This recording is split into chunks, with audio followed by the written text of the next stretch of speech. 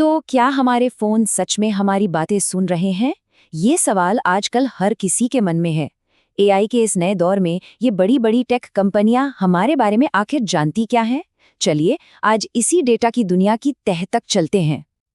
देखिए, ये एक ऐसा शक है ना जो हम सबके दिमाग में आता है, खासकर तब जब दोस्तों से किसी चीज के बारे में बात की और बस कुछ ही मिनटों बाद उसी चीज का ऐड हमारे फोन पर दिखने लगता है।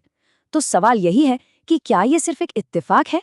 चलिए इसी सवाल से आज की पड़ताल शुरू करते हैं और देखते हैं कि तथ्य क्या कहते हैं। और बात ये है कि ये सिर्फ कोई वहम नहीं है। 404 मीडिया की एक रिपोर्ट ने एक बहुत बड़ा खुलासा किया। एक लीक हुए पिच डेक में एक मार्केटिंग पार्टनर ने सच में ये दावा किया था कि उनके पास एक्टिव लिसनिंग की तकनीक है। मतलब वो फोन के माइक्रोफोन से हमारी बातें सुनकर उसे विज्ञापनों से जोड़ सकते हैं। बस यहीं से ये पूरा मामला काफी गंभीर हो जाता है। तो चलिए सबसे पहले ये समझते हैं कि हमारा कौन सा डेटा इन कंपनियों तक पहुंचता है। और हाँ, ये सिर्फ हमारी पोस्ट्स या फोटोज तक ही सीमित नहीं है, मामला उससे कहीं ज्यादा बड़ा है। देखिए, यहाँ दो तरह के डेटा के बीच का फर्क समझना बहुत जरूरी है। एक तो वो डेटा है जो हम जानबूझकर देते हैं, जैसे हमारी पोस्ट, हमारी फोटोज, हमारे मैसेज। लेकिन फिर आता है दूसरा और ज्यादा जरूरी डेटा। ये वो जानकारी है जो हमारे फोन और ऐप्स बैकग्राउंड में चुपचाप इकट्ठा करते रहते हैं। हमारा आईपी एड्रेस, हमारी लोकेशन, हम कौन सा डिवाइस यूज कर रहे हैं, ये सब कुछ। और इन सब में जो सबसे अहम कड़ी है वो है मेटा डेटा। अब ये क्या है? मान लीजिए किसी के मैसेज का कंटेंट एन्क्रिप्टेड है, मतलब कंपनी उसे पढ़ नहीं सकती, ठीक है, लेकिन वो ये तो देख सकती है कि मैसेज किसे भेजा गया, कब भेजा गया और कहां से भेजा गया। जरा सोचिए, बिना हमारी बातें सुने सिर्फ ये पता करके कि कौन किसे और कितनी बार फोन या मैसेज करता है, किसी के भी रिश्तों का पूरा नक्शा तैयार किया जा सकता है। ये बिल्कुल वैसा ही है जैसे कोई लिफाफे के अंदर की चिट्ठी ना पढ़े पर बाहर लिखी जानकारी से ही सब कुछ जान ले। तो चलिए अब अपनी पहली केस स्टडी पर आते हैं, गूगल का डेटा इंजन। देखते हैं कि ये सर्च से लेकर हमारे फोन के छोटे छोटे सेंसर्स तक कैसे काम करता है। यहाँ जो बात सच में हैरान करती है वो ये है कि हमारे हर डिजिटल कदम का इस्तेमाल कैसे होता है।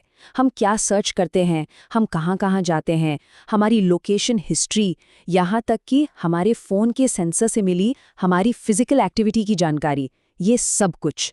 और इसका इस्तेमाल सिर्फ विज्ञापन दिखाने के लिए नहीं हो रहा है।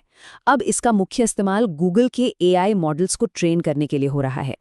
और इसका एक बहुत बड़ा उदाहरण है इनकॉग्निटो मोड वाला मामला। हमें लगता है कि इनकॉग्निटो मोड में सब कुछ प्राइवेट है ना? लेकिन टाइम मैगजीन की रिपोर्ट के मुताबिक एक केस में गूगल ने खुद माना कि वो इनकॉग्निटो मोड में भी लोगों को ट्रैक कर रहा था।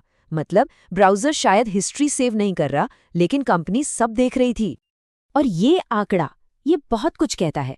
गूगल अब सिर्फ एक सर्च इंजन नहीं रहा, वो एक आंसर इंजन बन गया है। जब एआई हमें सीधे जवाब दे देता है तो हम किसी और वेबसाइट पर क्लिक ही नहीं करते, हम गूगल के ही इकोसिस्टम में फंसे रहते हैं। और इससे क्या होता है? इससे गूगल को अपने एआई मॉडल को ट्रेन करने के लिए और भी ज्यादा डेटा मिलता है। अच्छा, गूगल की बात तो हो गई। अब जरा मेटा के डेटा यूनिवर्स पर नजर डालते हैं। देखते हैं कि फेसबुक, इंस्टाग्राम और व्हाट्सएप के डेटा को मिलाकर ये डॉट्स कैसे कनेक्ट करता है। मेटा की असली ताकत है उसके अलग अलग प्लेटफॉर्म्स को एक साथ जोड़ना। फेसबुक और इंस्टाग्राम पर हम क्या करते हैं वो तो है ही, साथ में व्हाट्सएप का मेटा डेटा भी है। फिर से याद दिला दूं, मैसेज एन्क्रिप्टेड हो सकते हैं, लेकिन कौन किससे कब बात कर रहा है ये जानकारी एन्क्रिप्टेड नहीं होती। और इसका एक ठोस उदाहरण है ये link history feature. Search engine land की रिपोर्ट के मुताबिक जब भी हम फेसबुक या इंस्टाग्राम के ऐप के अंदर किसी लिंक पर क्लिक करते हैं ना, तो ये फीचर हमारी हर एक हरकत को रिकॉर्ड कर सकता है। मतलब उस वेबसाइट पर हम कहाँ स्क्रॉल कर रहे हैं, कहाँ क्लिक कर रहे हैं, सब कुछ। और ऐसा नहीं है कि इन चीज़ों के नतीजे नहीं होते, इसके बहुत बड़े कानूनी नतीजे भी सामने आए हैं। मेटा पर लगा ये 1.2 बिलियन यूरो का जुर्माना कोई छोटी मोटी रकम नहीं है।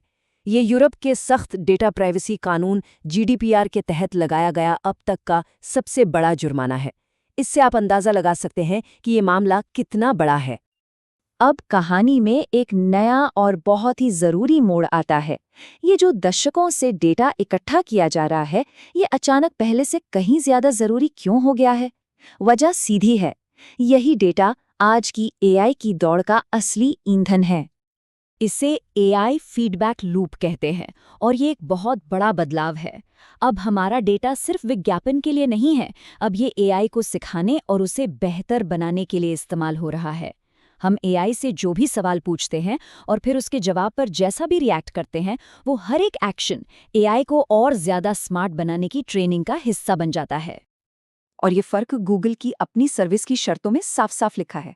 अगर हम मुफ्त एआई सर्विस इस्तेमाल कर रहे हैं तो हमारा डेटा ट्रेनिंग के लिए इस्तेमाल होगा, यहाँ तक कि इंसान भी हमारी चैट्स को पढ़ सकते हैं। लेकिन अगर हम पैसे देकर सर्विस ले रहे हैं तो हमारे डेटा का इस्तेमाल ट्रेनिंग के लिए नहीं किया जाएगा। तो यहाँ सबसे ज़रूरी बात जो समझने वाली है वो ये है कि एआई ट्रेनिंग में इंसानों का हाथ होता है। ये एक हकीकत है। गूगल की अपनी पॉलिसी कहती है कि उनके ह्यूमन रिव्यूअर्स हमारी बातचीत को पढ़ते हैं, उसे एनोटेट करते हैं, प्रोसेस करते हैं ताकि प्रोडक्ट बेहतर हो सके। और ये चैट्स 3 साल तक रखी जा सकती हैं। तो ठीक है, अब तक हमने समस्या को काफ़ी हद तक समझ लिया है। अब सवाल ये है कि क्या हम कुछ कंट्रोल वापस अपने हाथ में ले सकते हैं? चलिए कुछ प्रैक्टिकल कदमों पर नज़र डालते हैं। तो असली सवाल यही है कि इस इतनी बड़ी डेटा मशीन के सामने एक आम इंसान के पास असल में कंट्रोल क्या है? चलिए कुछ ठोस उपायों की बात करते हैं। ये कुछ ऐसे आसान कदम हैं जिनसे सच में फर्क पड़ सकता है। सबसे पहले अपने ऐप्स की परमिशन को चेक कीजिए, खासकर माइक्रोफोन और लोकेशन की परमिशन। फेसबुक की लिंक हिस्ट्री को बंद कर दीजिए और गूगल एक्टिविटी को ऑटो डिलीट पर सेट कर दीजिए। ये छोटे छोटे बदलाव हमारी प्राइवेसी पर बहुत बड़ा असर डाल सकते हैं। और ये एक बहुत काम की ट्रिक है। अगर गूगल के एआई वाले जवाबों से परेशानी हो रही है और सिर्फ पुराने वेब रिजल्ट्स चाहिए, तो इस तरीके का इस्तेमाल किया जा सकता है। क्रोम की सेटिंग्स में जाकर बस एक छोटा सा बदलाव करना है।